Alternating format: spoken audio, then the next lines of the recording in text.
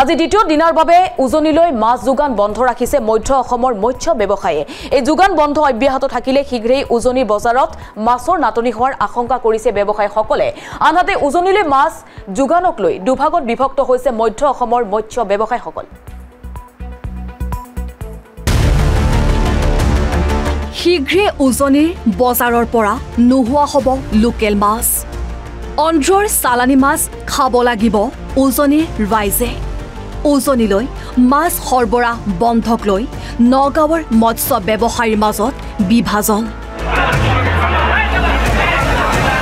উজনি অসমত মিয়া হাতাও অভিযানৰ পাছতে সংখ্যালঘু লোকক নিপীড়নৰ অভিযোগত উজনি অসমলৈ মাছ নপঠোৱাৰ ঘোষণা কৰিছিল নগাঁৱৰ একাংশ মৎস্য ব্যৱসায়ীয়ে। মীনপালক সন্থাই থিৰাং কৰিছো যে অনাগত দিনত অনিৰ্দিষ্ট কাললৈ আমি আমাৰ যি মূল্যৱান সম্পদ মাছ আমি উজনি অসমত ৰপ্তানি নকৰোঁ। বিশেষকৈ তিনিচুকীয়া আৰু শিৱসাগৰত দৰকাৰ পৰিলে আমি মাছ পচাই দিম, তথাপি উজনি অসমৰ কোনো জিলাত আমি মাছ ৰপ্তানি নকৰোঁ। তাৰ পাছতে বিগত দুদিন ধৰি উজনিলৈ মাছ সৰবৰাহ বন্ধ ৰাখিছে ব্যৱসায়ীসকলে।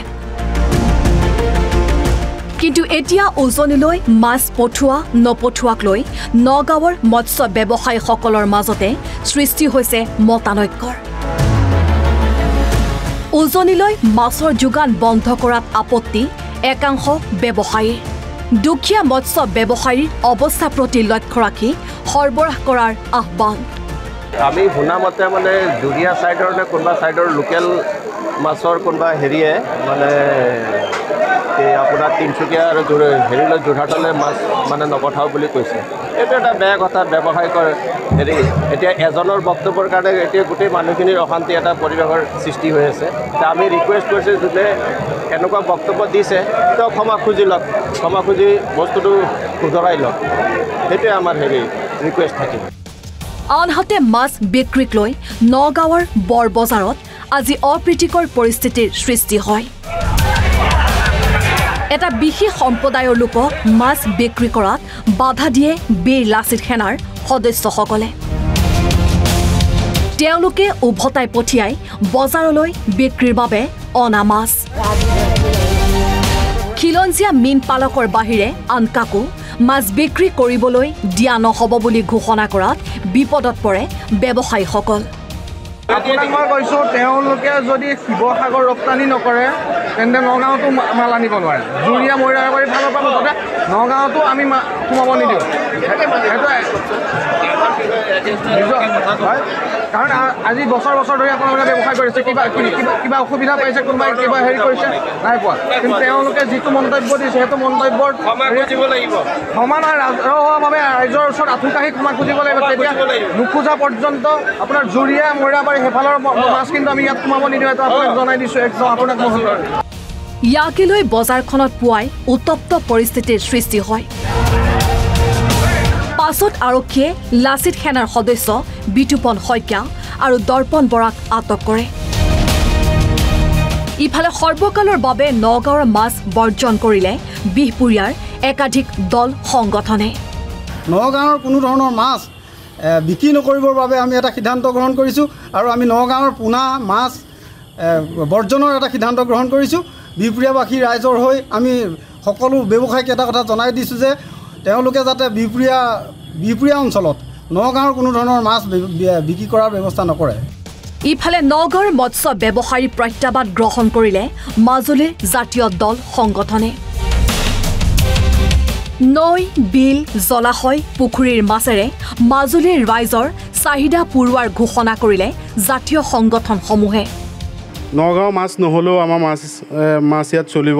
আমাৰ যিহেতু আমাৰ ইয়াতে নিজৰ যিখিনি বিল, বগৰ, পুখুৰী, নদ নদী আছে, আমাৰ সেইখিনিৰ পৰাই আমি উজনি অসমৰ মানুহে এই মাছ খাই আমি চলিব পাৰোঁ। আনহাতে দেৰগাঁৱৰ নিকটৱৰ্তী কৰাইখোৱা মাছৰ বজাৰত দেখা গৈছে থলুৱা মাছৰ ব্যাপক পয়োভৰ। থলুৱা পুঠি, কাৱৈ, ৰৌ, বৰালিকে ধৰি বিভিন্ন প্ৰজাতিৰ মাছেৰে উভৈনদী হৈ পৰিছে বজাৰখন। আমাৰ যিটো থলুৱা মাছ, এই মাছে আমাৰ একদম চাফিচিয়েণ্ট। ইয়াত অকল থলুৱা মাছেই আছে, ইয়াৰ মাছকে নিশেষ কৰিব নোৱাৰে। ইয়াত চব মাছেই ওলায়, বৰালি, গৰৈ, কাৱৈ, শিঙি, মাগুৰ, শ'ল, শাল মোৱা পুঠি কান্ধুলি চিতল খৰিয়া এইবোৰ মাছ এই মাছসমূহ ক'ৰ পৰা আহে এইবোৰ আহে কাকডঙা মাছ আহে মালৰ মাছ আহে সম্প্ৰতি লোকেল মাছ থাকিলেও মৎস্য উৎপাদনত স্বাৱলম্বী নহয় উজনি অসম নগাঁৱৰ মাছ অবিহনে এসপ্তাহৰ বাবেহে থলুৱা মাছেৰে চলিব পাৰিব বজাৰ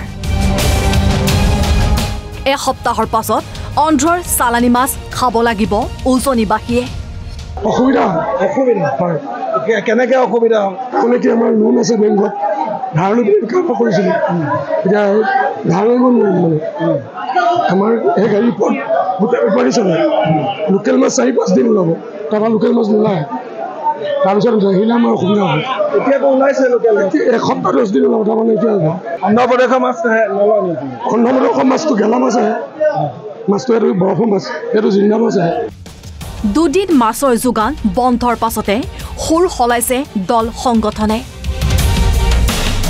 পূৰ্বতকৈ নৰম স্থিতি গ্ৰহণ কৰিছে সংগঠনসমূহে আমি কেতিয়াও অৰ্থনৈতিক অৱৰোধৰ ঘোষণা কৰা নাছিলোঁ আমাৰ যুঁজখন আছিলে খিলঞ্জীয়া আৰু অখিলঞ্জীয়াৰ মাজৰ যুঁজ নিজাববীয়াকৈ নগাঁৱৰ মৎস্য ব্যৱসায়ী সন্থাই আচলতে এই যুঁজখনৰ আৰম্ভণি কৰিছিল তেওঁলোকে প্ৰত্যাহ্বান জনাইছিলে যে উজনি অসমৰ লগতে শিৱসাগৰৰ মাছ নপঠিয়াই তেনেধৰণৰ দম্ভালি যেতিয়া আমাৰ খিলঞ্জীয়াৰ ওপৰত পৰিব তেনে দম্ভালিক আমি কোনো কাৰণতে সহ্য নকৰোঁ তাৰ ফলশ্ৰুতিত আচলতে উজনি অসমলৈ তেওঁলোকে মাছ সৰবৰাহ বন্ধ কৰিছিলে আৰু সেই প্ৰত্যাহ্বান গ্ৰহণ কৰিছিলোঁ কিন্তু এতিয়া যিহেতু যথেষ্ট অসুবিধাৰ সন্মুখীন হৈছে সাধাৰণ মানুহ যেহেতু অসুবিধাৰ সন্মুখীন হৈছে গতিকে এই প্ৰত্যাহ্বান তেখেতলোকে জনাইছিলে প্ৰত্যাহ্বান আমি গ্ৰহণ কৰিছোঁ গতিকে অসুবিধা আমাৰ নাই হোৱা অসুবিধা তেখেতলোকৰ হৈছে গতিকে ৰাইজক উপকৃত হোৱাকৈ যদি তেখেতলোকে কিবা ব্যৱস্থা লয় তাত আমাৰ ক'বলগীয়া কথা নাই অৱশ্যে দল সংগঠনে বাধা দিয়া স্বত্তেও নগণ্য সংখ্যক মাছৰ গাড়ী উজনিলৈ গৈ আছে